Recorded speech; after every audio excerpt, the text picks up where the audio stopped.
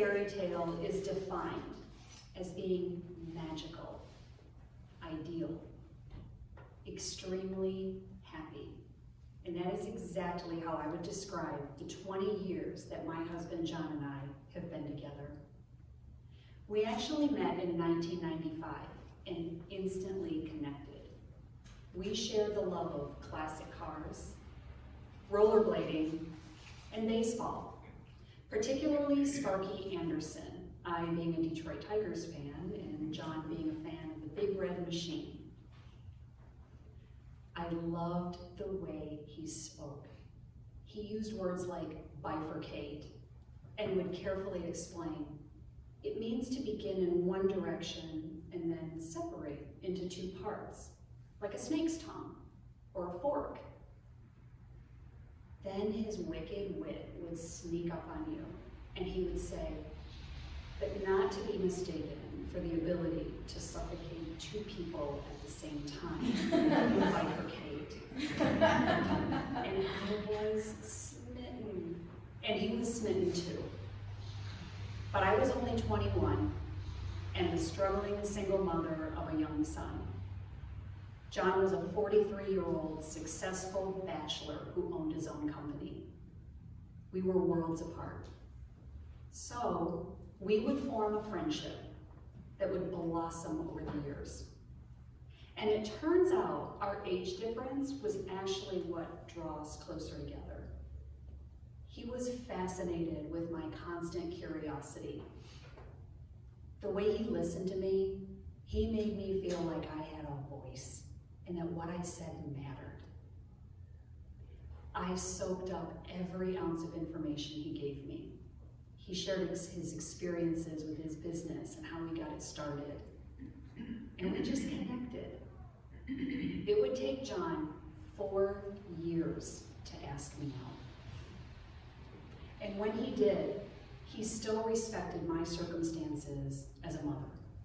So our time spent together was every board game under the sun, trips to the park, cheese pizza, and Pokemon.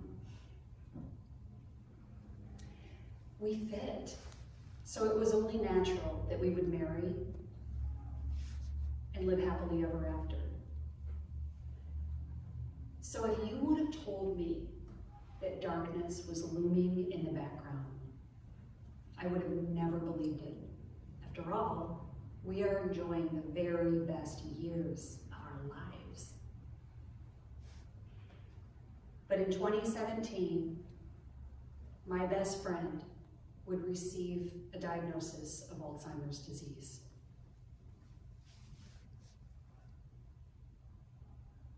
When we received that diagnosis, it was like a bomb went off. We were stunned, silent. And my ears, clouded. I heard the words Alzheimer's disease, but I didn't hear anything after that. And all I kept thinking was, am I losing him? Am I really losing him? And I was consumed with it. When you receive a diagnosis like that, it feels like a sucker punch to the gut. But watching the love of your life succumb to the cruelty of this disease and being powerless to do anything to prevent it is like having the heart ripped right out of your chest.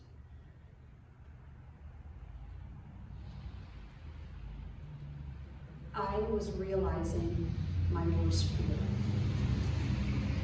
and that was losing my best friend.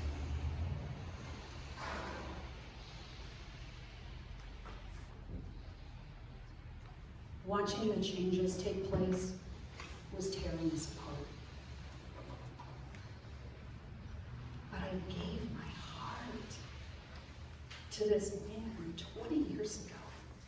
And in that time, He nurtured it, he protected it, he grew it, and he made it strong. And I was not going to let him go without a fight. I just didn't know how. And I knew I couldn't do it alone. One trip to the Alzheimer's Association changed everything. We were met with compassion and understanding. We took classes that educated us about the disease. We took part in support groups that gave us an opportunity to talk without the fear of being judged.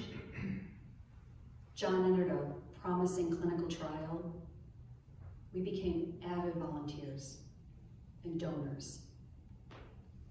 I eventually joined the board of directors. I wanted a finger on the pulse of anything Alzheimer's disease.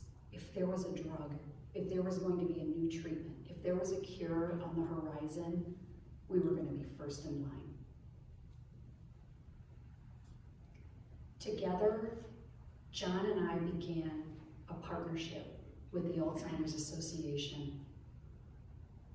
And together, we felt we were finally armed with the resources necessary to have a fighting chance. We no longer worried or focused on what we couldn't change. We celebrated what we still had, and that was each other. We were given a renewed sense of hope, and we took our relationship back to the basics. Board games every night, walks in a park, cheese pizza, not Pokemon. We have been given an opportunity to rewrite our fairy tale, and together we are magical, ideal, and extremely